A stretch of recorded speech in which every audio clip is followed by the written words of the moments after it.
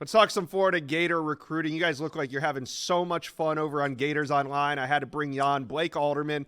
We're talking CJ Bronow. You and I have talked about him on this channel before when he was committed to Nebraska.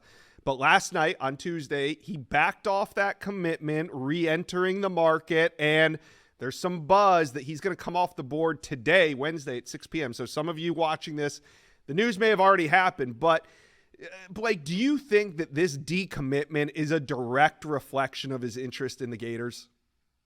I think so. I think you could maybe argue that it's a direct link to both Florida and Florida State recruiting him still. Mm, Obviously, both are closer to home than Nebraska.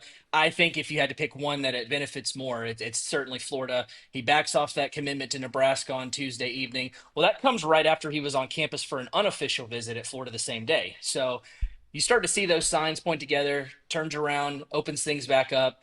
We're hearing that a decision is coming in the near future, and I think that it looks good for Florida there, just considering all the tea leaves we're reading along the way here. yeah. And if and when this happens, CJ Bronow will instantly become the Gators' highest rated commitment in this 2026 class, sitting at number 13 currently. They're knocking on the door of that top 10 class. But Blake, they've been on a run here as of late.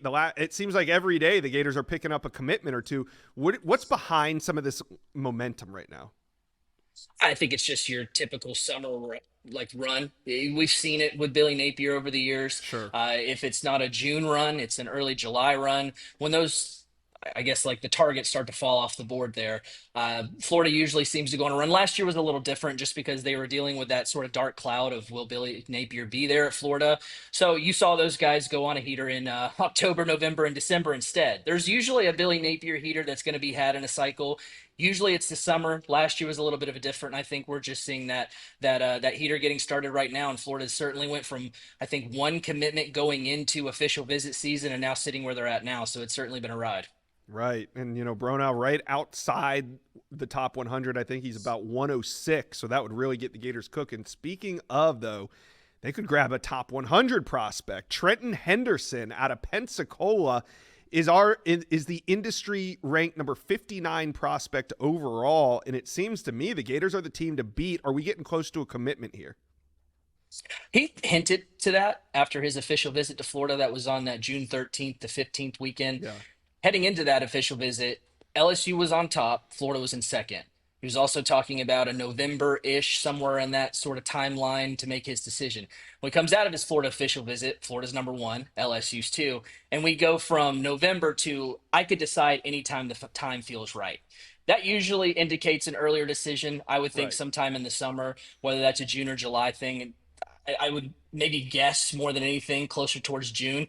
And that's just because he's already taken the majority of his official visits. Florida was this past weekend. Texas will host him this weekend. Florida's number one. We've seen some changes on his list. He's bounced around different teams that stand out the most to him. Florida and LSU is, I guess, at least the order, at least, is more of the newer part here. So we'll see if Texas makes a move. But I really like Florida's chances coming out of that visit. Because he named him their leader.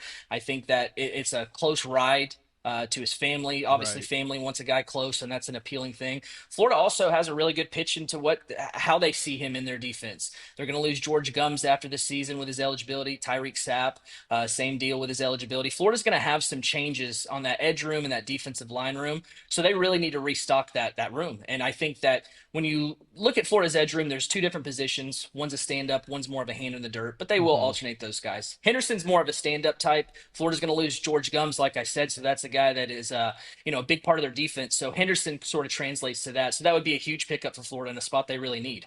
Okay, so the final big visit weekend is going to take place across the country this weekend. Who else would you say Florida Gator fans need to be focused on as we get into this summer dead period coming up here soon? We know a lot of names are going to come off the board during the dead period. Inside Scoop listeners, I got to tell you about a company that makes this show possible. It's Roback Activewear. The only way to describe Roback is best fit, best feel. And for those who are not familiar with Roback, they are completely changing the game with their incredibly comfortable activewear. Roback has released so many items within their new licensed game day collection, and it's our favorite. With novel polo designs, clean hoodie, and quarter zip designs from some of your favorite schools, it's definitely worth checking out. Nobody else in the market is pairing these level of custom designs with this quality of activewear. Roback's everyday shorts or their Delta Performance pants are the perfect pairing as well. They are both super comfortable. They have an elastic waistband and a great fabric that is made to have the appearance of a nice short look, but the comfort for everyday movement. Roback also has been proudly leading the NIL charge, having signed partnerships with multiple college football stars, past and present, and are becoming the go-to brand for college athletes across the country. So use code JOSH on roback.com for a generous 20% off all new custom orders through the end of this week. Let's spell it out for you. RHOBACK.com. That's 20% off all performance polos, shorts, and more with promo code JOSH.